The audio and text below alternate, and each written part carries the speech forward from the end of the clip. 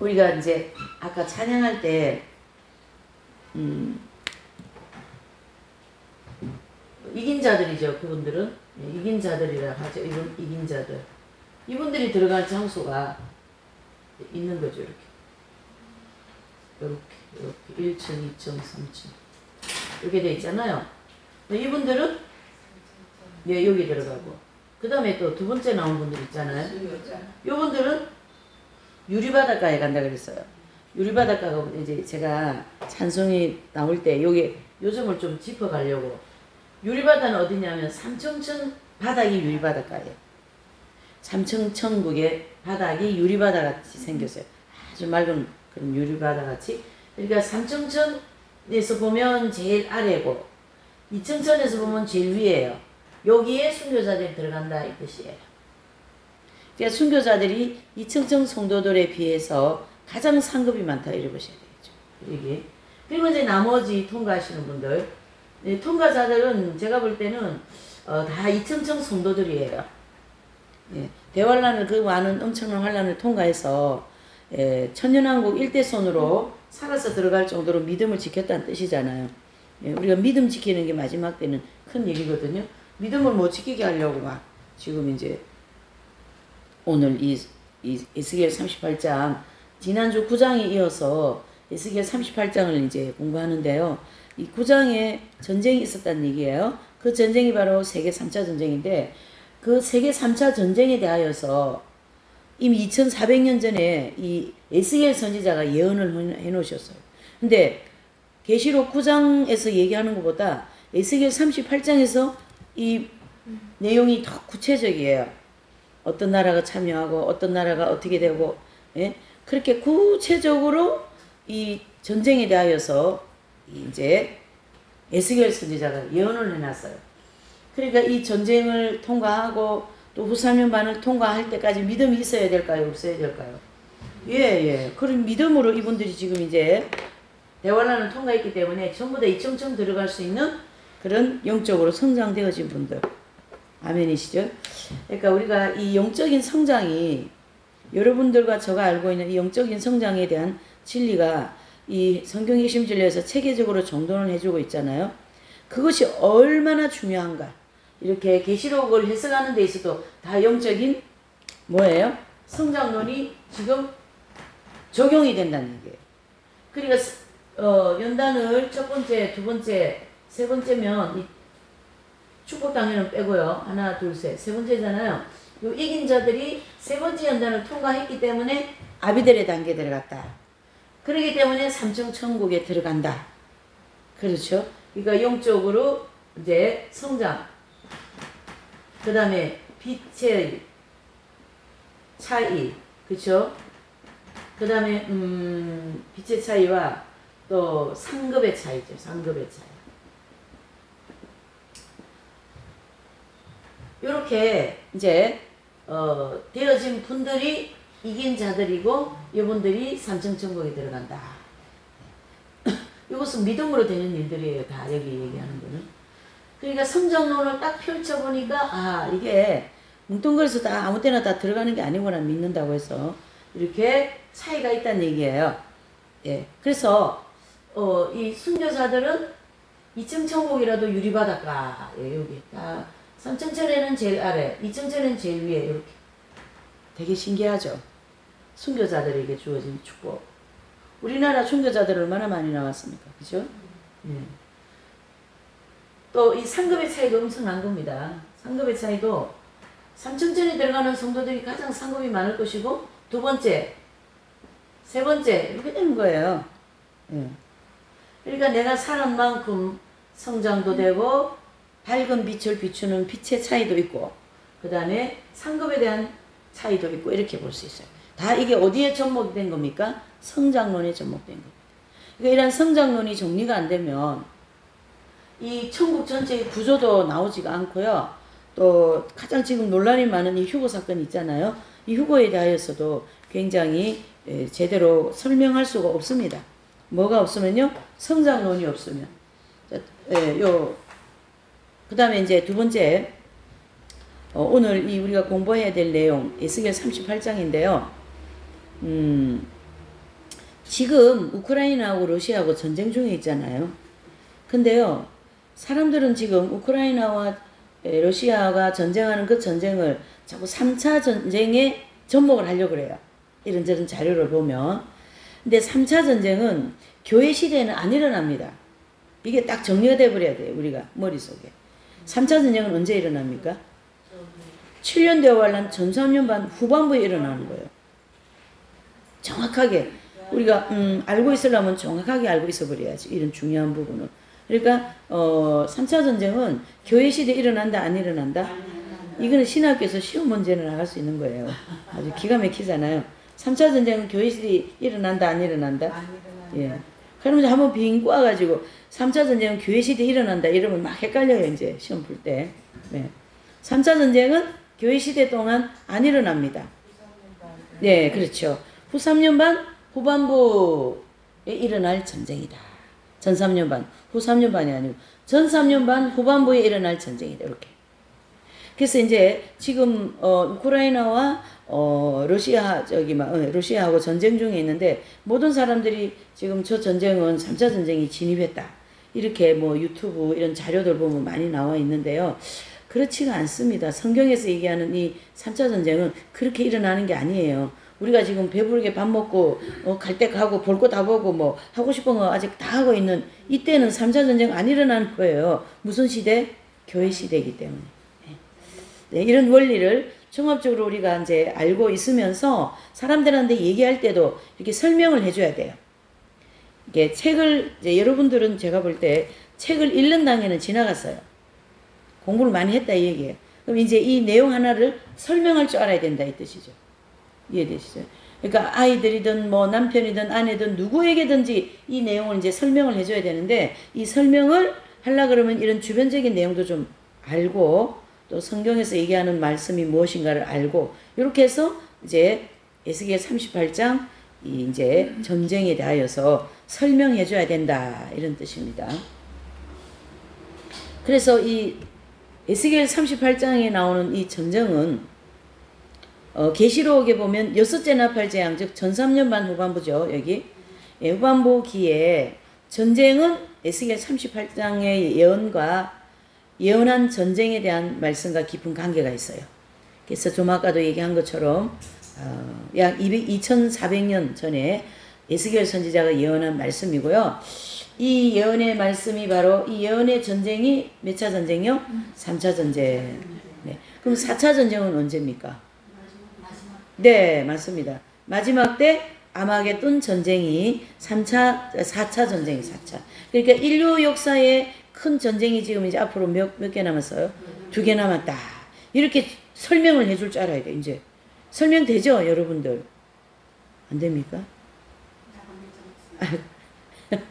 설명이 될 것 같아요. 이렇게 제가 설명했기 때문에. 어떻게 해요? 지금 우크라이나와 러시아하고 전쟁하는 건 3차 전쟁이라고 사람들이 막 말하고 그럴 때 내가 뭐라고 말해야 돼요? 교회 시대는 이 3차 전쟁 안 일어난다. 3차 전쟁은 앞으로 대환란 전 3년 반 후반부에 일어난다. 예. 왜 그러냐면 이 3차 전쟁을 통하여 하나님의 목적이 있어요. 3차 이 에스겔 38장에 나오는 이 3차 전쟁 있잖아요. 그 계시록 9장하고 이제 짝이거든요. 그러면은 이 전쟁, 이 3차 전쟁이라고 그랬잖아요. 요 전쟁은 하나님의 뭐가 있어요? 목적이 있어요. 무슨 목적이냐면 적그리스도를 만들어내는데 목적이 있어요. 적그리스도. 그래서 이 적그리스도가 그냥 가만히 있다가 나오는 게 아니라 이러한 큰 세계적인 전쟁을 치르고 그 전쟁이 이기고 그 이긴 어떤 그 자기 업적을 중심으로 사람은 교만해지거든요. 나이가 많은 업적을 가지고 있으면 그 사람은 굉장히 그 교만해요. 왜? 업적 때문에. 교만이라는 죄는 자기가 가지고 있는 걸 중심으로 일어나는 죄성이라 그랬잖아요. 와 같이 이렇게. 예. 그래서 하나님께서 이 세계 3차 전쟁을 전 3년 반 후반부에 이 전쟁을 일으키시는 이유는 적그리스도를 만들어내기 위하여서. 그래서 이 사람은 이제 후 3년 반이죠. 후 3년 반. 그렇죠? 이때에 이 사람은 활동할 사람이에요. 아주 중요한 턴이죠. 이 순간이, 이 전쟁이. 이런 전쟁인데, 지금 만약에 우크라이나 전쟁을 3차 전쟁이라 해버리면, 그럼 적그리스도 어디서 나와야 돼요? 적그리스도는 또 유럽에서 유럽 연합국에서 나와야 돼요. 유럽. 예. 연합에서. 이게 유럽이 바로 열 나라가 뭉치는 나라를 가르치게 하거든요. 그러니까 이렇게 진리가 전부 다 정리가, 이렇게 연결되어서 하나님은 한 사람의 적그리스도를 만들어내세요. 이런 게 굉장히 그 부분 중요한 진리라고 생각합니다. 네. 그러니까 저와 여러분들은 이 3차 전쟁에 대한 비밀을 알게 되어진 축복받은 사람들이에요. 보통 일이 아니에요. 이거는 건강으로도 돈으로도 명예로도 아무것도 가지고도 되는 일이 아니에요. 반드시 하나님이 열어주셔야만이 되는 거예요. 그래서 지금 뭐 유튜브니 이런 지금 뭐 영상의 시대를 가지고 뭐 부산역 같은 데 가도 막 커다란 영상을 해서 기둥에도 막 영상이 떼어놓고 막 온갖 거 다 거기다 보여주고 있잖아요. 나중에 3차 전쟁 때 그 영상을 통하여 적그리스도는 메시아로 등장하게 될 겁니다. 잘 들으셔야 돼요. 이게. 그러면 지나가다가 사람들이 전부 다 그 영상 보고 저 사람이 재림한 메시아구나 이렇게 생각하는 거예요. 사람들이. 그래서 그 사람이 주는 걸 받으라 그러면은 손이 모자라서 못 받습니다. 손이 모자라서. 그렇게 되는 거예요. 여러분. 이게 바로 비밀이라는 거죠. 하나님의 비밀. 우리는 무슨 복을 받아가지고 이런 비밀을 다 아시는지 모르겠어요. 참. 뭐 교회가 코딱지만 해도 조금만 해도 예수님은 그 웅장한 자기 집인 성전을 두고 말구요의 말 밥그릇에 오셨어요. 이게 바로 기독교 진리의 본질입니다. 자, 그래서 오늘 에스겔 38장 이런 배경을 가지고 우리가 한번 공부를 해보겠어요. 자, 1절, 2절, 3절요. 시작. 여호와의 말씀이 내게 임하여 가라사대 인자의 너는 마곡 땅에 있는 곳 로스와 메섹과 두발 왕에게로 울구를 향하고 그를 쳐서 예언하여 이르기를 주 여호와의 말씀에 로스와 메섹과 두발 왕 고가 내가 너를 대적하여 아멘. 그랬습니다. 자, 여기 여러 나라에 대하여서 지금 이제 지명을 하고 있어요. 그거는 이제 하나하나 보시겠어요? 여기 이제 보셔요. 지도부터 한번 봅시다. 이 지도 이거 여러분 봤죠? 여기 이제 보니까 메섹, 로스, 도갈마, 두발, 바사, 드단, 스바, 구스, 붓, 다시스. 네. 그리고 거기 이스라엘이 어디에 있어요? 보이지도 않아요. 워낙 작아가지고. 여기. 쬐깨는 시리아 밑에 있죠. 이렇게. 있어. 여기가 바사, 드단, 스바. 이게 붓이고 이렇게. 그러니까 이 주변의 중동 지역을 중심으로 이스라엘을 둘러싸고 있는 강대국들이에요. 굉장히 강합니다. 여기 사람들. 그러니까 지금 이 전쟁이 이스라엘을 치러 들어오니까 이 이스라엘이 남아남질 않아. 그 우리나라 1900년 초에 그렇죠. 이제 고종이 민비가 죽고 고종이 망해가지고 왕의 어떤 그런 권세가 없을 때 일본이 막 쳐들어오잖아요. 그러니까 이 작은 나라에 저기 일본 들어오지, 미국 들어오지, 명나라 들어오지 이게 등살에 이게 살 수가 없어요. 대한민국. 근데 이스라엘도 그래요. 역사가 어쩌면 이렇게 똑같은지 이 주변에서 막 그냥 확 핵도 필요 없어요.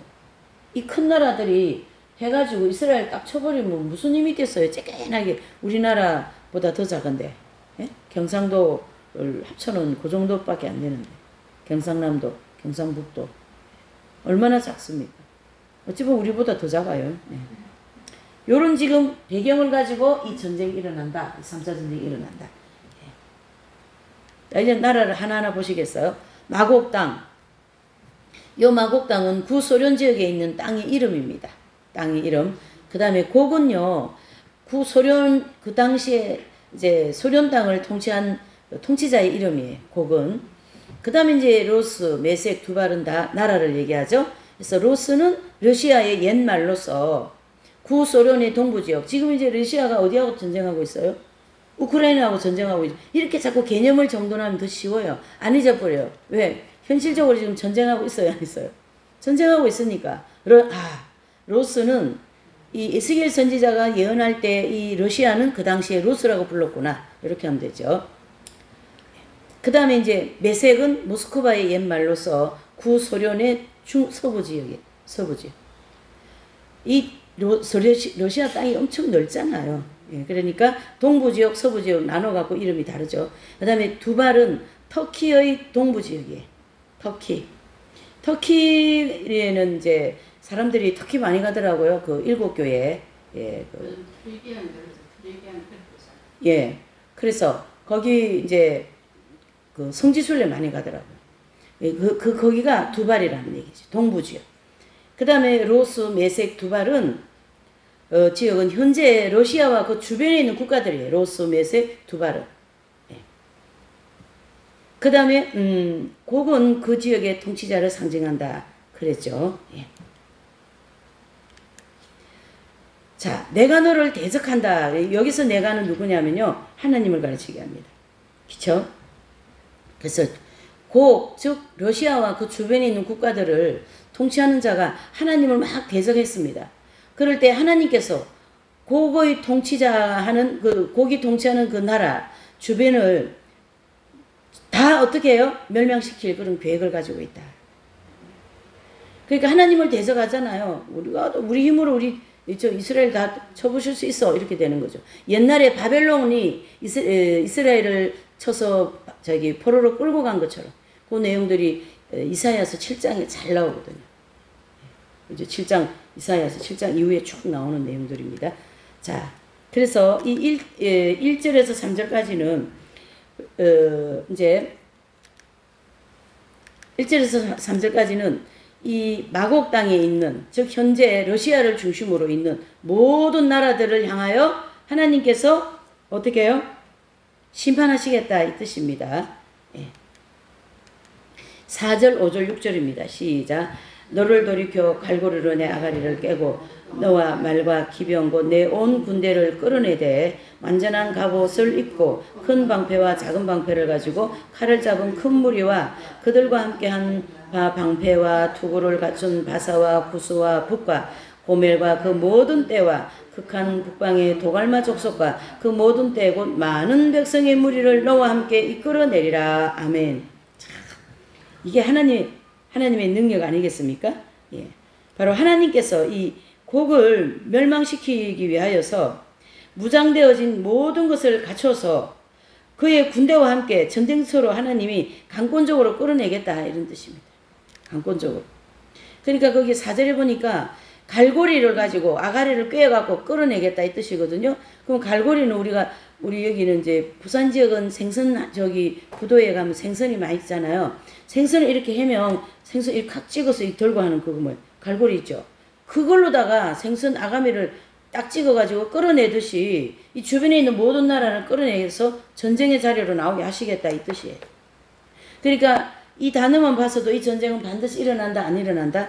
예, 그렇게 보셔야죠. 반드시 일어나게 되어 있습니다. 여기 보세요. 아까 그 지도. 이 주변 나라를 다 끌어내어가지고 전쟁터로 나오게 하겠다는 얘기죠. 우리는 재정이 없어서 전쟁 못해. 무기가 없어서 못해. 이게 통한다 안 통한다? 안 통합니다. 전쟁이 되게끔 다 지금 준비를 해놨거든요. 그리고 참고적으로 지금 우크라이나나 소련이나 이런 데서 막 전쟁을 하니까 그 주변에 있는 국가들도 그렇죠? 주변에 있는 국가들도 우리도 같이 도와야 되냐? 이러면서 전쟁을 발발하려고 이렇게 준비를 하고 있어요. 예. 그래서 이제 이 우크라이나와 러시아 전쟁을 어떻게 종식을 시킬지 모르지만 하나님께서 그게 사람들이 막 전쟁이 안 끝나고 저러고 하니까 3차 전쟁 아닌가 아니면 3차 전쟁 진입이 아닌가 그러는데 좀 더 엄밀하게 보면 이러한 전쟁들이 다 앞으로 3차 전쟁을 만들어낼 그런 밑거름이 되는 거죠. 이런 것이 3차 전쟁을 할 수밖에 없는 밑거름이 되어지는 거예요.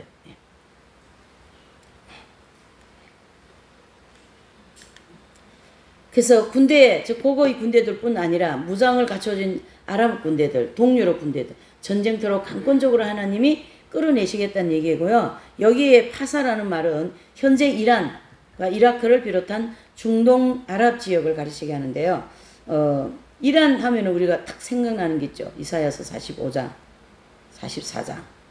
고레스. 그래서 이란이라는 나라를 건국한 분이 고레스라는 사람이다.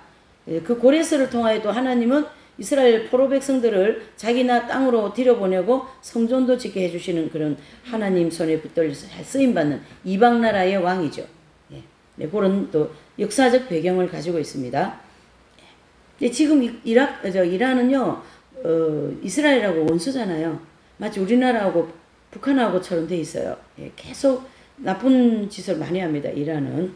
자, 구스는요, 현재의 수도가 이디오피아와 이집트의 그 동북방 지역이, 현재, 수단, 이디오피아 있잖아요. 이집트 그쪽에 있는 나라들을 구스라고 한다. 푸스는 어딜까요? 리비아, 나이지리아 등 서북 아프리카 지역이에요. 리비아, 나이지리아. 우리가 그 베너 영화라든가 그런 그 초대교회 때 영화를 보면 이 리비아 사람들이 많이 활동하는 걸 들을 수가 있어요. 리비아. 예? 리비아 군인들이 막 오기도 하고. 예. 자, 고멜은 어디예요? 터키.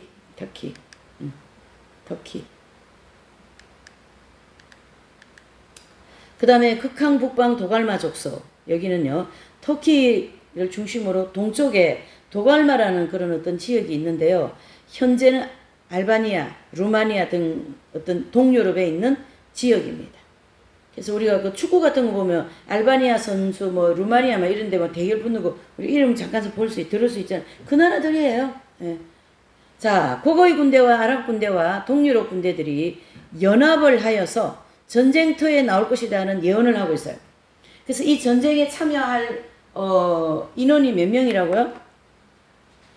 2억에 2억의 사람들이 전쟁에 참여할 거다 이 뜻이에요. 2억의 사람들이.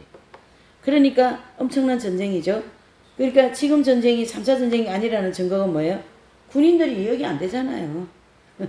예, 많은 것을 우리에게 알려주고 있어요. 자, 고고이 군대와 아랍 군대와 동유럽 군대들이 연합하여 전쟁터로 나올 것을 에스겔 선지자가 예언을 했고요. 7절을 보시죠. 시작.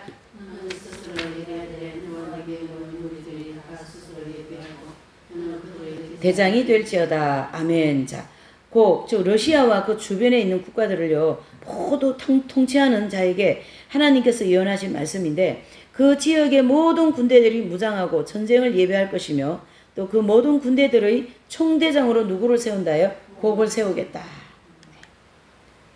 그때 러시아 대통령이 누가 될지 모릅니다. 지금 대통령은 누구예요? 푸틴이지요. 푸틴. 하도 전쟁을 해가 이름 다 알아버렸어요. 그 전쟁 안 했으면 이름 몰랐을 건데. 예. 우크라이나 나라 그 대통령 이름은 젤렌스키. 아주 전쟁하는 바람에 우리가 막 알게 되었습니다. 이런 게 다 사실이 3차 전쟁이라든가 이런 걸 공부하는데, 이해하는데 도움이 돼요. 개념 정돈이 되니까. 그렇죠? 이게 지금 현실로 돌아가고 있잖아요. 8절과 9절입니다. 시작. 여러 날 후에 곧 말년에 내가 명령을 받고 그 땅 곧 오래 항모하였던 이스라엘 산에 이르리니 그 땅 백성은 칼을 벗어나서 열국에서부터 모여들어 오며 이방에서부터 나와서 다 평안히 거하는 중이라. 내가 올라오되 너와 내 모든 때와 너와 함께 한 많은 백성이 강풍같이 이루고 구름같이 덮을지라. 아멘. 그랬습니다. 자, 보니까 그 첫 번째 단어에 여러 날 후라 그랬어요. 그 후에 말년에, 그쵸? 이 말의 뜻은 뭐냐면 마지막 때의 전 3년 반 환란기 후반기에 이 전쟁이 일어난다는 걸 가르쳐주고 있어요. 거기다가 진하게 색칠을 해놓았어요. 아까 제가 얘기한 게 이제 나왔어요. 그쵸? 이 전쟁은 여러 날 후에 전 3년 반 환란 후반기에 일어날 전쟁이다. 그 뜻이에요. 이 여러 날 후라는 말이. 예, 그 뜻이에요.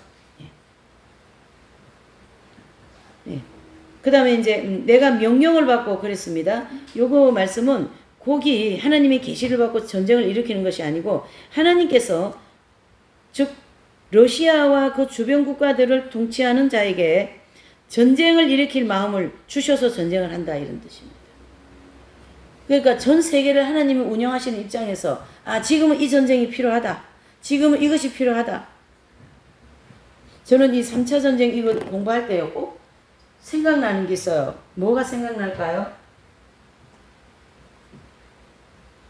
우리나라를 뺄 수는 없지.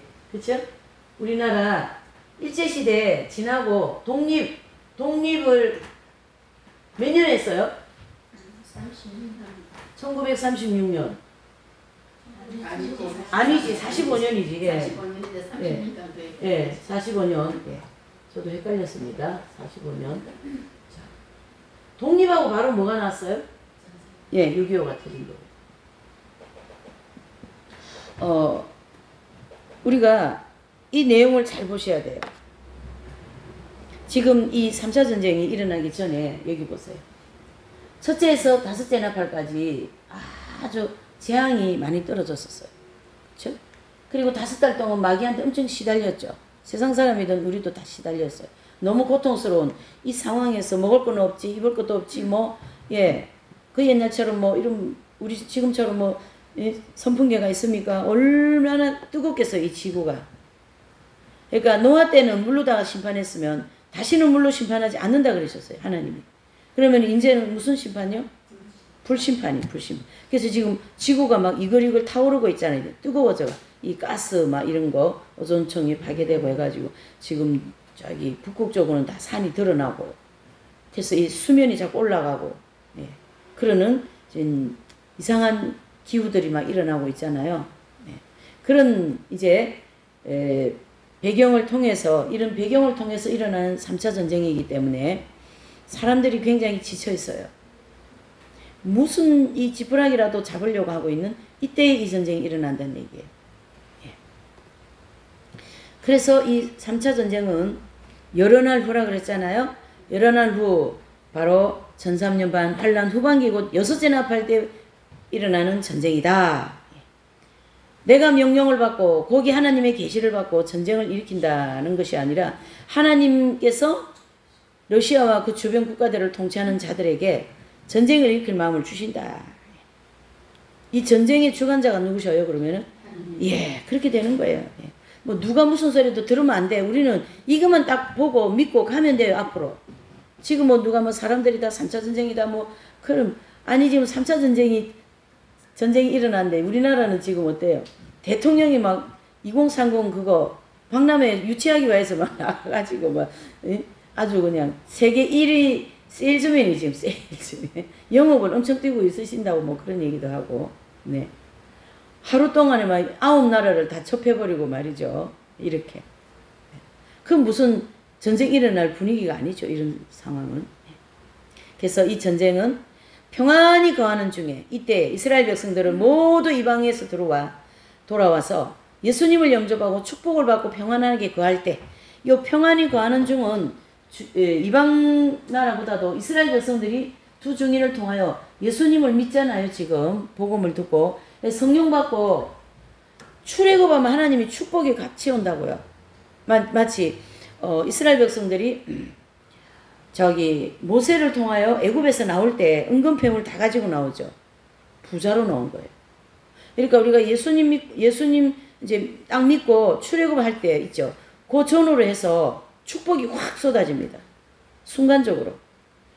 그래서 재물을 주셨다가 집도 주셨다 이래요. 그리고 조금 있으면 이제 바로 군대 쫓아오는 것처럼 연단이 시작되는 것과 같이 이스라엘 백성들도 복음을 믿고 예수님을 이제 영접하고 회개하고 눈물 콧물 흘리고 말이지 우리 조상들이 죽인 예수님이 우리의 메시아다니 이렇게 하면서 이제 하는 때 하나님이 더 축복을 하시니까 평안하다 안전하다 할 때 평안하다 안전하다 할 때 그때에 이제 이런 전쟁이 일어난다. 그러니까 이스라엘은 결과적으로 지금 좀 평안합니다. 3차 전쟁이 일어나도.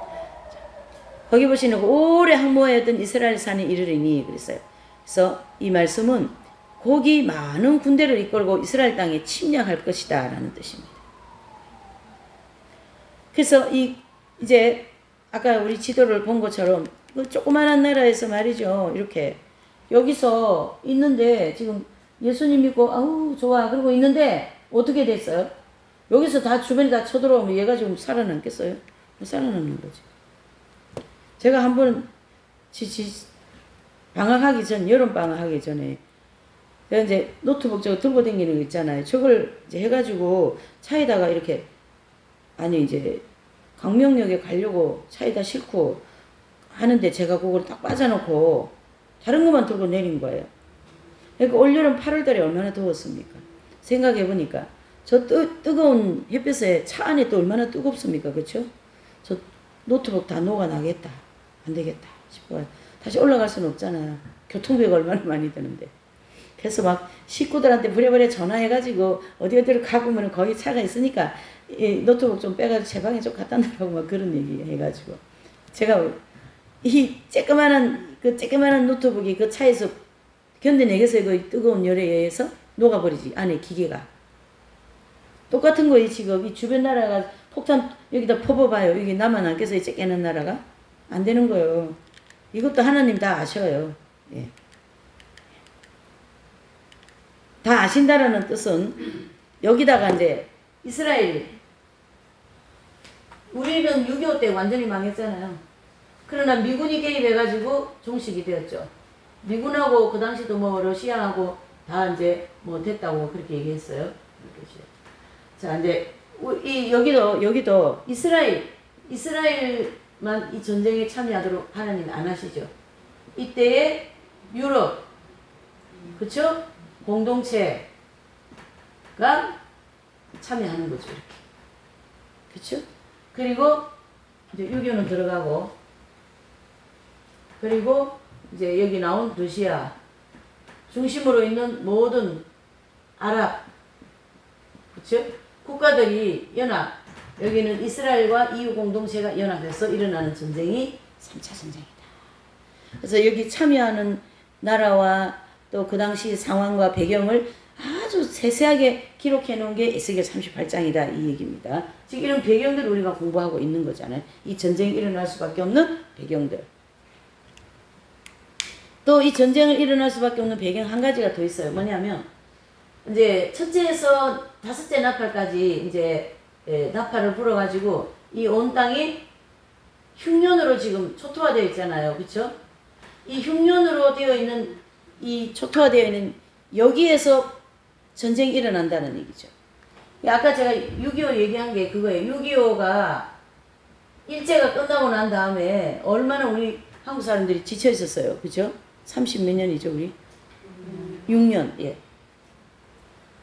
근데 또 6.25가 터졌으니 여기 어떻게 살아남겠어요? 예, 그래가지고 막 한순간에 쫙 내려왔죠, 북쪽에서. 부산까지 내려왔잖아. 예. 그렇게 해가지고 여기 임시정부 천일, 임시정부가 세워지는 거 아니겠어요? 이렇게. 원리가. 지금 여기도 지금 이 전쟁의 배경이 다섯째 나팔까지 불어서 온 세상 사람들이 지쳐있는 때에 또 전쟁을 일으켜버리는 거예요. 그러니 연단이 될까요? 안 될까요? 아주 재밌게 되는 거지. 예, 막 그냥 먹을 것도 입을 것도 없고 말이죠. 아주 신나는 거예요, 신나는. 자, 이런 배경인데 이제 어쨌든 평안히 거하는 중은 이스라엘 백성들이 예수님 영접하고 축복받으며 있는 때이고 또 요 시기는 언제라고요? 빨간 글씨 전 3년 반 환란 때가 분명하다. 그리고 오래 항모하였던 이스라엘이 산에 이르니 거기에 많은 군대를 이끌고 이스라엘 땅에 침략한다 이런 뜻입니다.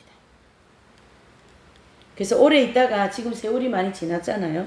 2차 전쟁 마치는 때가. 그리고 이제 시간 많이 지나고 이스라엘 땅에 침략하겠다. 자, 10절입니다. 시작. 주 여호와가 말하노라. 그날에 내 마음에서 여러 가지 생각이 악한 꾀를 깨어 그랬어요. 그래서 여호와 하나님께서 거기 마지막 때에 악한 꾀를 가지고 이스라엘 땅을 침략하고자 하는 마음이 생길 거라는 예언의 말씀을 해주셨는데요. 우리가 이런 데 좀 이렇게 좀 포인트를 하나씩 찍고 들어가면 참 좋습니다. 하나님은 태어나지도 않은 고레스라는 왕을 통하여, 그죠? 이사야서 44장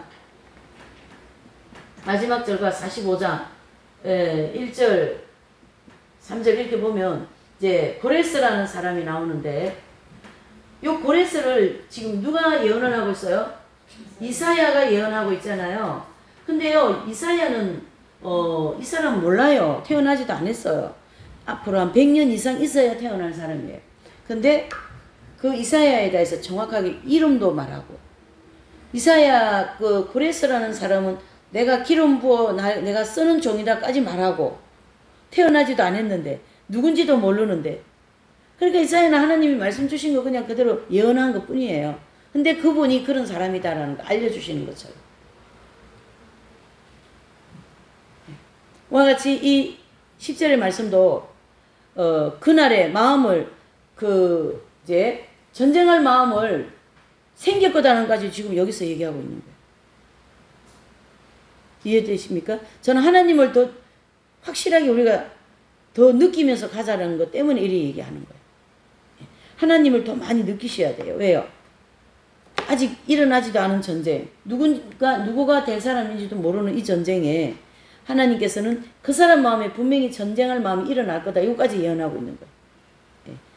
이런 하나님을 우리가 모시고 삽니다. 아멘. 참 축복 아니겠어요? 아 주여, 진짜 마음이 흐뭇해지려 그래요. 전쟁이 일어난다는데 왜 마음이 흐뭇해지려 그래요? 이 흐뭇한 마음은 하나님이 이 모든 걸 운영하시는 것 자체가 흐뭇한 거죠. 이렇게 되는 거예요. 자, 11절, 12절까지입니다. 시작. 말하기를 내가 평온의 고을들로 올라가리라. 성벽도 없고 문이나 빗장이 없어도 염려 없이 다 평안히 거하는 백성에게 나아가서 물건을 겁탈하여 노략질하리라 하고, 내 손을 들어서 황무하였다가 지금 사람이 거처하는 땅과 열국 중에 모여서 짐승과 재물을 얻고 세상 중앙에 거하는 백성들을 치고자 할 때에. 아멘. 그랬어요. 자, 이 전쟁은 전쟁이 일어날 때는 전3년반 환란 후반기이므로 기독교로 개종한 이스라엘 백성들은 하나님의 보호와 축복을 받으며 풍부한 생활을 하고 있겠지만요, 러시아를 비롯한 주변의 모든 동유럽 국가들, 아랍 국가들은요, 이 대환란이 시작될 때부터 엄청난 흉년 때문에 지칠 대로 지쳐 있었던 상황이다. 아까 제가 설명했죠. 그 상황이고, 하나님께서는 이스라엘 백성들을 세상 중앙에 거하는 백성으로 인정하고 계세요. 그러니까 하나님이 보시는 관점과 우리 인간이 보는 관점이 차이가 있어요, 없어요? 너무너무 많죠. 우리는 외향적인 거에 많이 치우쳐 있어요, 사람이요. 근데요, 하나님은요, 외향적인 거 별로 관심이 없습니다. 그래서 하나님이 이스라엘을 선택할 때 이 민족이면은 내 영광을 드러내겠다는 하나님이 아셨어요. 왜 그러나 너무 작고, 너무 야소하고, 너무 땅도 작고, 민족들도 너무 작고, 이거 야소한 땅에 얼마나 작잖아요. 그래서 선택한 거예요. 이스라엘 백성들이 뭐 하나님에 대한 신앙이 좋아서 선택한 게 아니에요. 이해되시죠? 하나님의 보시는 관점은 이만큼 우리와 다르다라는 거죠. 그래서 하나님께서는 이스라엘 백성들, 이 작은 나라, 이 땅콩만한 요 나라를 세계 전체의 중앙에 딱 세워놨다, 이런 뜻입니다. 결과적으로 누가 하신 거예요? 예, 그렇게 되는 거예요. 하나님이 하신 거예요. 그래서 하나님으로 인정받은 백성들, 이스라엘 백성들, 이스라엘 나라.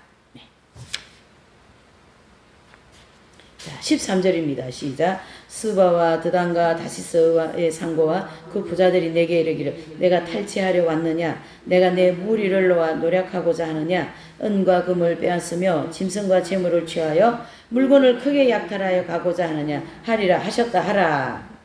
한 개만 하면 안 될까요? 가고자 하셨다, 이렇게만 하면 되잖아요. 근데 이게 보니까 제가 볼 때 하느냐, 그러니까 내가 약탈하러 하느냐, 네, 반드시 하리라. 이게 하나님 입장에 하리라는. 그 다음에 하셨다라는 거는 왜 단어에서 끝맺음 주는 거 있잖아요. 하나님이 이렇게 하신다. 그러니까 가서 말하라, 이 뜻이죠. 말하라. 이거 하나님이 하시는 일이다. 이렇게 말하라는 거죠. 다 뜻이 있어요.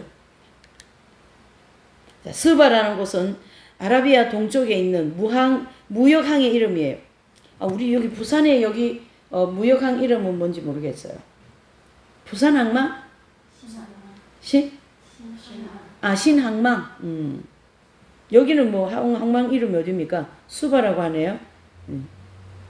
그래서 이 스바라는 곳은 아라비아 남동쪽에 있는, 동남쪽에 있는 무역항의 이름이에요. 드다는요, 아라비아 내륙에 있는 오아시스 지역으로서, 스바라는 그 무역항으로서 가는 상인들이 휴식 장소입니다.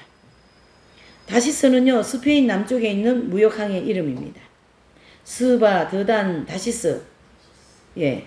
이 상고들과 부자들은 무욕하는 상인들을 가리켜 말합니다. 이 상인들이요, 전쟁을 일으켜 상업과 무역을 방해하고 있는 러시아와 그 주변 국가들, 그 통치자들을 향하여, 그걸 향하여 막 원망하고 불평하는 사건이에요. 이 사건은. 왜 전쟁이 일으키냐? 우리 못 살겠다. 무역을 하려는데 전쟁이 터졌으니 무역이 안 되니까 돈벌이가 돼야 안 돼요. 안 되니까 이제 막 뭐라고 하는 거, 원망하는 거죠. 하나님 앞에. 자, 14절과 16절요. 시작. 인자야, 너는 또 예언하여 고객에 이르기를 주 여호와의 말씀에 내 백성 이스라엘이 평안히 거하는 날에 내가 어찌 그것을 알지 못하겠느냐. 내가 내 고토 극한 북방에서 많은 백성 곧 말탄 큰 배대와 능한 군대와 함께 오되 구름이 땅에 덮임같이 내 백성 이스라엘을 치러 오리라. 그가 끝날에 내가 너를 이끌었다가 내 땅을 치게 하리니 이는 내가 너로 말미암아 이방 사람의 목전에서 내 거룩함을 나타내려 그들로 다 나를 알게 하려 함이라. 아멘. 그러니까 아까 제가 13절에 요 끝마디에 얘기했죠. 약탈하고 이렇게 이제 한다. 내가 하리라. 그러니까 우리는 하신답니다. 다른 사람한테 알릴 때는 하라. 이래 하신단다. 이렇게 되는 거죠. 그것이 여기 또 나온 거죠. 16절 후반부에 내가 너로 말미암아 이방 사람의 목전에서 내 거룩함을 나타내어 그들로 나를 알게 하겠다. 오직 여호와 하나님만 드러내시겠다는 뜻이에요. 지금 여기서 얘기하시는 말씀. 그러니까 이런 이제 전쟁과 함께 있는 때에 이런 그러니까 평안이 거하고 있는 이런 때에 하나님은 스바 드단 다시스 이런 어떤 주변 나라들을 통해서 이제 전쟁이 일어나는데 요 스바 드단 다시스는 무역을 못하니까 원망하는 모습을 보여준 거예요. 그래서 스바 드단 다시스의 상고들과 부자들은 무역하는 상인들을 뜻합니다. 그래서 이 상인들이 상업, 무역 그런 거 방해하고 있는 러시아와 주변 국가들을 통치자 그들에게 원망 불평하고 있다. 14절과 15절입니다. 시작. 인자야 너는 또 예언하여 고객에 이르기를 이거 했어요? 이거 금방 했군요. 15절 다 읽었어요? 예, 17절 이제 17절. 자, 시작. 나 주 여호와가 말하노라. 내가 옛적에 내 종 이스라엘 선지자들을 빙자하여 말한 사람이 내가 아니냐? 그들이 그때에 여러 해 동안 예언하기를 내가 너를 이끌어다가 그를 치게 하리라 하였느니라 하셨다 하라. 얼마나 하나님이 정확하게 드러나야 되니까. 네. 해서 나 주여하고 말한다. 이것은 옛적에 내 종 이스라엘 선지자들을 빙자해서 그 말한 사람이 내가 아니냐. 그게 무슨 말입니까? 이사야 선지자라든가 여기 얘기하는 말씀은 그 뜻이죠. 정리는 되시죠? 뜻이. 예, 여기. 네. 거기. 여호와가 말하는 옛적의 내 종. 옛적의 내 종이 누굽니까? 선지자들이죠. 선지자들. 예. 이스라엘의 여러 선지자들을 하나님은 이들에게 말씀을 주어서 선지자가 어떻게 해요? 백성에게 말씀하신 거거든요. 그러니까 옛적에 내 선지자들을 통해서 말했다. 그래서 빙자에 말한 것이 누가 말했어요? 그 말을? 하나님이 내가 아니냐? 그들이 그때 여러 해 동안 예언하기를 내가 너를 이끌어내어 그들을 치게 하리라 하셨다. 그게 바로 이 전쟁이다 이 뜻이에요. 그래서 너 곧 곡을 이끌어다가 이스라엘을 침략하게 하리라. 이것 또한 하나님이 준비되어진 전쟁이다. 이런 뜻이죠. 18절입니다. 시작. 나 주 여호와가 말하노라. 그날에 곡이 이스라엘을 땅을 치러 오면 내 노가 내 얼굴에 나타내리라. 그렇죠? 예. 그래서 이 18절의 말씀은 하나님께서 곧 러시아 주변 국가들을 통치하는 자 이들에게 이스라엘 땅을 침략하며 하나님의 공의로운 진노가 나타나가지고 너희들 다 멸절할 것이야 이런 뜻입니다. 자 그러면 요 19절부터 23절은 하나님께서 어떻게 고고의 세력을 멸망시키는가 그거를 아주 자세하게 말씀하고 있어요. 19절을 보십니다. 시작. 내가 투기와 맹렬한 노로 말하였거니와 그날에 큰 지진이 이스라엘 땅에서 일어나 바다의 고기와 공중의 새들과 짐승들과 땅의 모든 벌레 지면에 있는 모든 사람이 내 앞에서 뜰 것이며 산이 무너지며 절벽이 떨어지며 모든 성벽이 땅에서 무너지리라. 아멘. 네. 그래서 여기에서 보시면 고고의 세력이 이스라엘을 확 침략하잖아요. 그때 하나님의 맹렬한 진노로 말미해서 고고의 군대와 그 주둔하고 있는 전쟁하는 장소에 큰 지진이 일어나게 하겠어요. 그래서 거기 전쟁이 일어나는 곳으로 생각해서는 안 됩니다. 옛날에 있었던 전쟁한 그런 장소에 모여서 활이나 칼을 가지고 싸워야 했지만은 오늘날은 뭐예요? 오늘날은 뭐 칼 같은 거 아니죠. 예, 오늘날의 무기. 예, 요 본문은 현실적인 거로 접목해야 됩니다. 그래서 미래에 일어나게 될 전쟁은 뭐 유도탄을 비롯해서 장거리포 이런 게 이제 발달했기 때문에 군대들이 한 지역에만 모여 있지 않고 전방 후방 뭐 이렇게 있다는 얘기예요. 그래서 이스라엘만 아니라 러시아 지역이나 재생로마 제국의 영토에서 수많은 지진이 막 일어납니다. 또 20절에 나온 말씀은 지진이 일어나기 때문에 생기는 결과에 대하여서 잘 설명해주고 있는 거죠. 그러니까 그 지진으로 인하여서 어떻게 된다요? 사람들이 막 그 절벽에 막 들어가고 말이죠. 성벽이 무너지고 와르르 가가지고 다 무너지는 거예요. 그래서 전쟁하러 나온 사람들이 그 갈라진 땅 속에 다 묻혀버려요.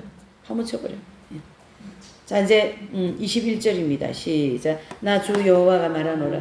내가 내 모든 신 중에서 그를 칠 칼을 부르리니 각 사람의 칼이 그 형제를 칠 것이며. 자, 이 내용은 자중질환을 얘기해요. 이스라엘과 제성로마 군대들이 침략해오는 고고의 군대와 전쟁할 때 칼 있죠. 이것은 현대 고성능 무기를 사용하게 될 것이라는 뜻이고 또 고고의 군대 안에도 기드온이 미디안을 멸망시킬 때처럼 자중질환이 일어날 그런 일들이 예언되고 있어요. 그러니까 이 예언은 하나님은 하나도 아직 그런 시대에 오지도 않고 그렇게 전쟁 일어나지도 않은데 이미 전쟁에 가담할 사람들의 마음 몇 명이 가담하는 이것까지 지금 다 예언을 하고 계신 거죠. 참. 그러니까 하나님은 어떤 분이시라고요? 전지전능한 분이에요. 전지전능한 분. 그러니까 인간은 하나님 앞에 가면은 뭐 점딱지 하나보다 못하다 하잖아요. 먼지에 비해 했잖아요. 먼지. 이렇게 위대한 하나님을 우리는 하나님을 아버지를 모시고 있는 거예요. 자, 22절을 보실게요. 내가 또 온욕과 피로 그를 국문하여 쏟아지는 폭우와 큰 누박덩이와 불과 유황으로 그와 그 모든 때와 그 함께한 많은 백성에게 비를 내리듯 하리라. 아멘. 22절의 말씀은요. 하나님께서 이 고고의 세력을 멸망시킬 때 지진이나 전쟁 무기 이외에도 온욕, 악성 전염병, 또 피로 국문함, 또 피 흘리고서면서 죽게 하는 이런 방법으로 이제 전쟁을 이기게 하시겠다는 얘기인데요. 이 방법이 7가지입니다. 그래서 7우레를 중심으로 이 3차 전쟁을 어디 쪽에 이기게 하셔요? 아이고 지워져 버렸네. 예? 예, 그렇죠. 이스라엘과 유럽이죠. 예. 그러니까 이 지진 이 7우레 이제 나옵니다. 7우레를 가지고 소련 또 아람 국가 다 어떻게 해요? 여기를 쏟아 부으시겠다는 얘기지. 그러니까 비 올 때 비 안 오고 비 안 올 때 비 와버리고 포를 쏘아야 되는데 비 오면 못 쏘는 그런 게 있을 거 아니겠어요? 그래가지고 무기도 제대로 못 쓰고 이스라엘이 조그마한 나라하고 도와주겠다고 유럽하고 이렇게 조약을 맺었잖아요. 대환란 들어가게 여기 이해되시죠? 우리나라 지금 대통령도 나가가 무슨 여러 가지 조약 많이 가지고도 약속해가 예 마찬가지로 이때도 휴거 사건 일어나기 전에 이스라엘과 유럽이 어떤 조약을 맺는다고요. 우리 경제를 하나 되자 이렇게 딱 손잡는다 이런 뜻. 지금 우리가 한미일 3자 조약을 맺은 것처럼 이해되시죠? 그런 원리로 해서 여기를 이기게끔 하나님이 환경을 만들어 버리시고 7우레를 통하여서 여기는 이제 이 3차 전쟁은 치게 되어 있는 전쟁이에요. 이기는 전쟁 지는 전쟁이죠. 지는 걸로 결정이 나 있는 전쟁입니다. 예. 그래서 하나님의 방법으로 이들을 멸망시키겠다. 23절입니다. 이와 같이 내가 여러 나라의 눈에 내 존대함과 내 거룩함을 나타내어 나를 알게 하리니 그들이 나를 여호와인 줄 알리라. 아멘. 자, 이 고개 세력이 멸망하는 이 전쟁을 통해서 온 세상 사람들이 하나님이 진짜 위대하시다. 정말 신중의 신이다. 이렇게 되는 거죠. 예. 그래서 이제 그것을 깨닫고 하나님께 이제 영광을 돌리는 거죠. 그래서 19절과 23절까지의 정리를 하면 이스라엘 땅에 침략한 고고의 세력을 하나님께서 읽어보세요. 시작. 피로 공문함, 폭우, 큰 우박 등이 불과 유황. 예, 그렇죠. 7가지 이 재앙을 가지고 이스라엘을 승리할 수 있도록 하나님이 도와주시겠다라는 예언을 에스겔 선지자가 하고 있습니다. 지금으로부터 몇 년 전요? 2400년 전에 이미. 그러니까 우리가 참 전지전능하신 하나님을 모시고 사는 게 정말 오늘은 왜 이렇게 하나님이 더 좋은지 모르겠어요. 자, 이렇게 해서 이제 세계는 전쟁의 도가니가 될 것이라는 예언을 해주시고 10장에서는요 1절에서 11절까지의 그 제목이 뭐냐면 읽어보세요. 시작. 일곱 우레와 작은 책입니다. 일곱 우레와 작은 책. 일곱 우레와 작은 책에 대한 비밀을 이제 우리가 좀 알아야 되겠죠. 자, 그러면 10장을 해석하기 전에 알아야 될 참고적인 상황은 첫 번째 9장 13절에서 21절까지 말씀 가운데 전쟁의 결과 그 다음에 전쟁 후에 일어날 일들이 기록되지 않았어요. 계시록에 보면. 두 번째로는 에스겔 38장을 통하여 좀 전에 우리 공부했잖아요. 여섯 제나팔 불 때 일어난 전쟁의 진행 과정과 가담하는 나라들과 전쟁의 결과를 가르쳐주고 있는 거죠. 그러면 이 10장에서는요. 이제 이스라엘 백성들을 중심으로 계시록 9장 13, 21절 말씀 가운데 미흡했던 내용들 우리가 좀 전에까지 지금 지난주에 계시록 9장 했잖아요. 거기에 일어난 전쟁에 대한 내용이 좀 미흡했던 내용들을 전쟁의 결과, 전쟁 후에 나타난 일에 대하여서 요 10장은 뭐 한다고요? 예언해 놓고 있다. 아주 세부적이십니다. 자, 1절을 보실게요. 시작. 내가 또 보니 힘센 다른 천사가 구름을 입고 하늘에서 내려오는데 그 머리 위에 무지개가 있고 그 얼굴은 해 같고 그 발은 불기둥 같으며 그랬어요. 바로 이 미카엘 천사가요. 구름을 통과하여 땅으로 샥 내려옵니다. 어디를 통과해서요? 예, 구름을 통과하여서. 예, 쫙 내려온 거죠. 구름을 통과해서.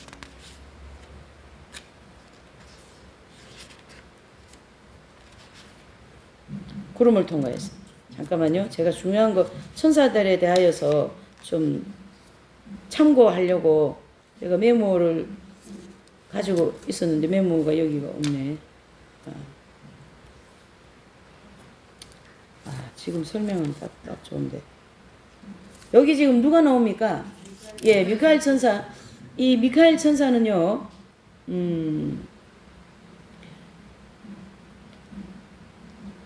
어디를 담당한 천사예요? 전쟁을 담당한 천사지. 그쵸?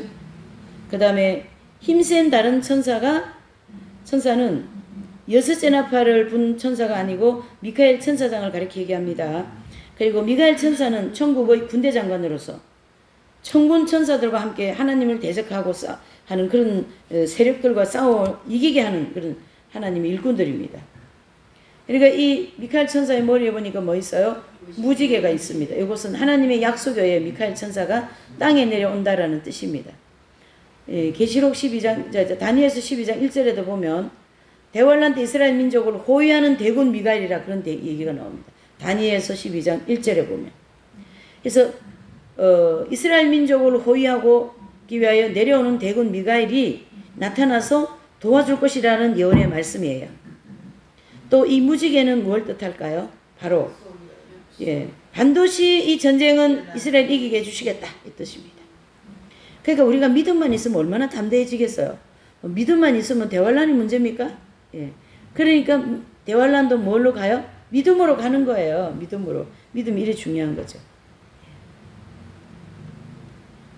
그래서 이 무지개 곧 하나님의 약속은 에스겔 38장에 이제 나온 것처럼 고고의 군대들이 이스라엘을 침략할 때 하나님께서 이스라엘 백성을 보호해 주시고 승리해 주시겠다라는 그런 약속의 말씀입니다. 또 그것이 미카엘 천사를 통하여 어때요? 그 일이 이제 이루어지는 거죠. 그래서 미카엘 천사의 얼굴은 뭐 같아요? 해 같고 발은 불기둥 같다. 이것은 그리스도의 태양같이 밝으신 얼굴과 닮은 모습을 보여주고 있어요. 그 천사의 하나님의 보좌 주위에 밝은 빛과 큰 권세를 가지고 봉사하고 있다는 걸 의미하고 있어요. 자, 2절입니다. 시작. 그 손에 펴놓인 작은 책을 들고 그 오른발은 바다를 밟고 왼발은 땅을 밟고 그랬습니다. 자, 천사가 쫙 미카엘 천사가 하늘에서 막 쫙 이렇게 큰 금 같은 거 들고 내려. 여러분 그 사진 같은 거 보셨죠? 미카엘 천사 막 쫙 내려오면 막 창 같은 거 이런 거 들고 마귀같이 생긴 거를 발로 딱 밟고 있는 이런 사진들 보셨죠? 예, 그렇게 지금 그런 모습에 이 미카엘 천사 권세가 대단합니다. 예. 한 발은 바다를 밟고 한 발은 땅을 밟고 온 세상을 장악할 거다. 누가요? 미카엘 천사. 네. 이렇게 이 천사를 통하여 이 전쟁에 대한 계획을 기록해 준 예언서입니다. 10장 2절은요. 그래서 미카엘 천사가 전쟁을 마무리하는 권세와 사명을 가지고 땅과 바다 즉 온 세상을 관할한다라는 뜻입니다. 3절입니다. 사자의 부르짖는 것 같이 큰 소리로 외치니 외칠 때 일곱 의뢰가 그 소리를 바라더라. 미카엘 천사가 용맹스러운 사자같이 강력하게 하나님의 진노를 나타내면서요. 고고의 군대를 멸망시키려고 하는 모습입니다. 우리는요. 하나님의 공의로운 진노를 가르치게 합니다. 그리고 고고의 세력이 이스라엘을 침략할 때 하나님의 7가지 진노가 고고의 군대들에게 나타나는 것이다. 그래서 7가지 진노가 뭘까요? 지진, 온요, 폭우, 또 피로 국문한 폭우, 큰 우방, 불과 유황 이렇게 요 7가지를 우리를 가지고 3차 전쟁을 도와줄 거다. 꼼짝 못합니다. 러시아나 그 주변 나라는. 4절입니다. 시작. 7 의뢰가 발할 때에 내가 기록하려고 하다가 곧 들으니 하늘에서 소리가 나서 말하기를 7 의뢰를 발한 것이 아멘. 자, 그랬습니다. 네, 잠깐만요.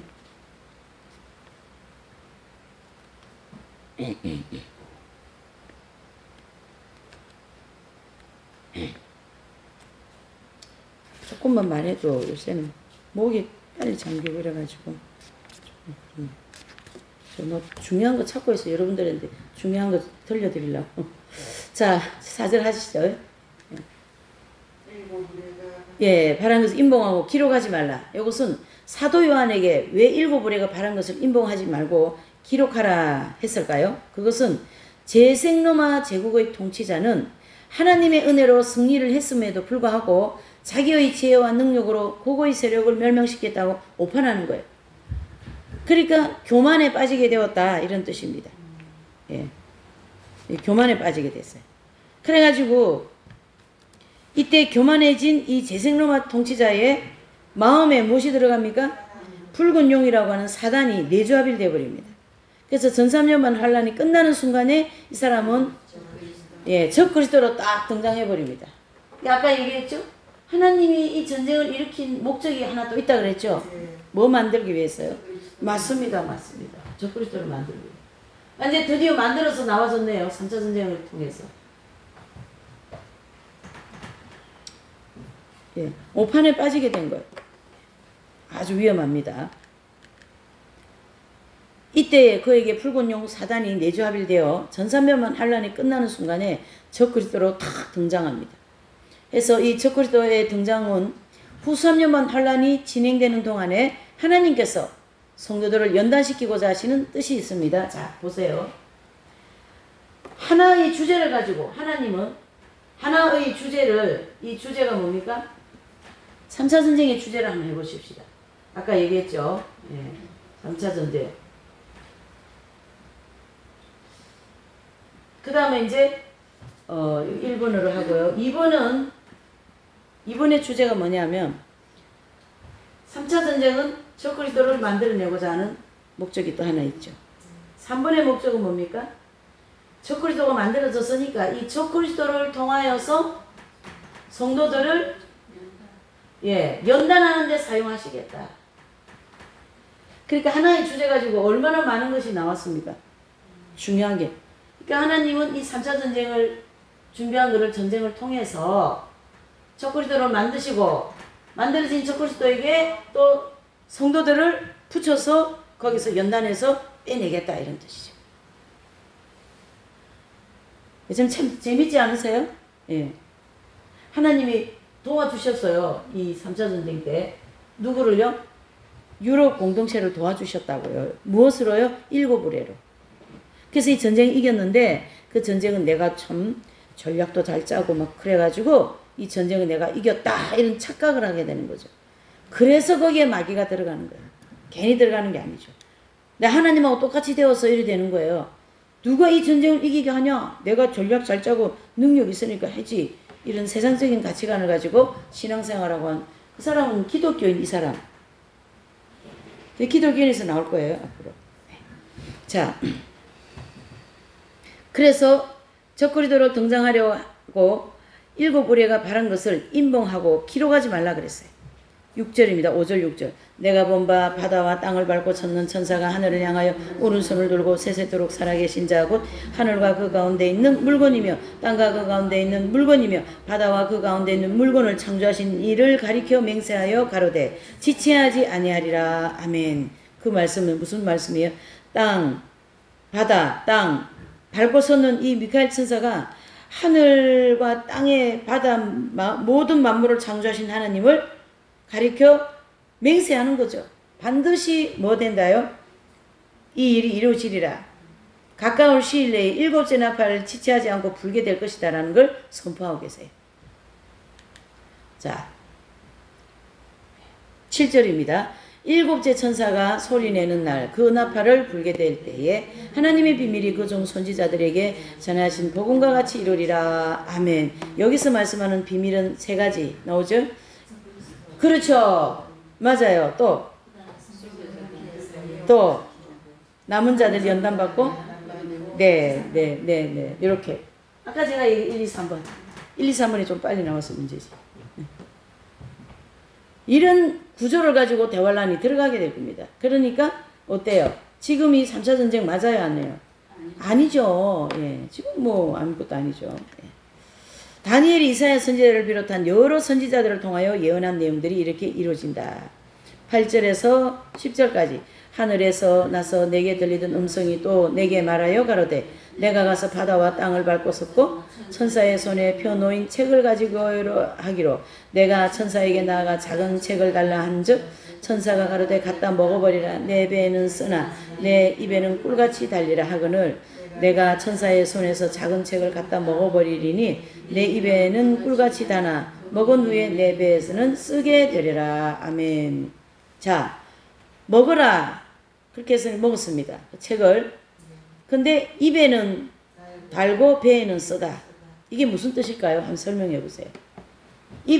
그러면 입에서 단 거, 이거 무슨 사건일까요? 전쟁을 이겨서 3차 전쟁을 이겨서 단 거. 예, 맞아요. 입에서 달다라는 이 본문의 말씀, 달다. 입에서는 달은 이 책을 먹었는데. 네. 근데 이 달다라는 이게 뭐냐? 3차 전쟁은 절대 이스라엘과 유럽이 이길 수가 없는 전쟁인데 하나님의 도움으로 이기게 해주신 승리에 대한 달다라는 뜻이에요. 잘 아시네요, 다들. 여러분들이 이제 강의하셔도 되겠습니다. 그렇죠? 그 다음에 이제 배에는 쓰다. 배. 그렇죠. 예, 쓰다. 예, 맞아요. 적그리스도가 나타나서 승리한 백성들을 또 핍박하는 거예요. 이게 배에 있습니다. 우리가 유럽 공동체하고 언약을 맺어가지고 이 엄청난 전쟁을 이겨냈네. 아이고 좋아. 그리고 막 옛날 전쟁 같으면 전리품을 막 가지고 나눠주면서 어떻게 해요? 전리품 나눠주면서 기분 좋아하는데 그렇게 기분 좋아하는 찰나에 막 또 무슨 일이 생겨버렸어요. 뭐가요? 저그리스도가 나타나가지고 그 기분 좋아하는 사람들을 다 잡아가지고 데리고 막 이런 일이 일어난 거죠. 네. 네. 그걸 이렇게 말씀해주고 있어요.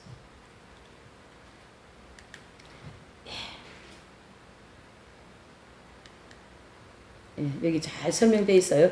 입에서 꿀같이 달다. 작은 예언서 앞부분의 내용이 모든 성도들에게 큰 기쁨을 주는 내용이고, 일곱 어뢰로 고고의 세력을 멸망시킨다는 거고, 또 뱃속에 들어가서 쓰게 되는 것은 고고의 세력을 멸망시킨 제생로마 통치자가 붉은 욕, 즉 사단이 내주합일되어서 적그리스도가 되어가지고 성도들을 미혹하고 박해하고 큰 괴로움을 당하게 할 장본이기 때문에 쓰다, 이런 뜻이죠.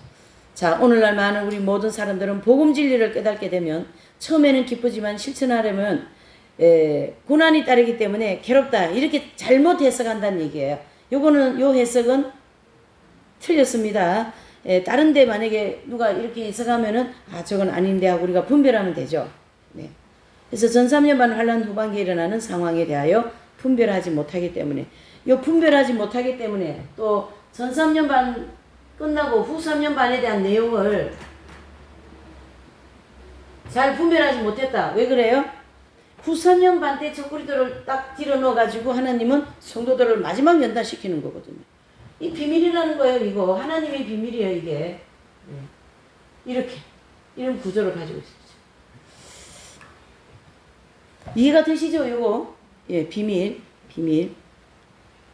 그러니까 여기 지금 얘기한 이 내용은 다 잘못되어진 그릇된 해석입니다. 11절요. 시작. 저가 내게 말하기를 내가 많은 백성과 나라와 방언과 임금에게 다시 예언하여야 하더라. 자, 미카엘 천사가 작은 책을 먹는 사도 요한에게요, 세상 모든 백성들과 나라들과 방언과 임금들에게 예언하게 될 것이다, 이런 뜻입니다. 이렇게 해서 이제 이 오늘 공부가 에스겔 38장과 그 전쟁에 대한 내용, 배경적인 내용을 10장에서 알아봤어요. 그렇게 10장에는 결과적으로 뭘 얘기해주고 있었습니까? 이 전쟁은 반드시 이기는데 무엇으로 이겨요? 일곱 의뢰. 그렇죠? 네, 이게 이제 중요합니다. 이 일곱 의뢰 없으면 이 전쟁 못 이겨요, 이스라엘이. 이걸로 하나님이 이기게 해주셨다. 그래서 적그리스도를 만들어내었다. 이래 이제 10장까지의 내용이었습니다. 자, 오늘 이제 여기까지 하실게요.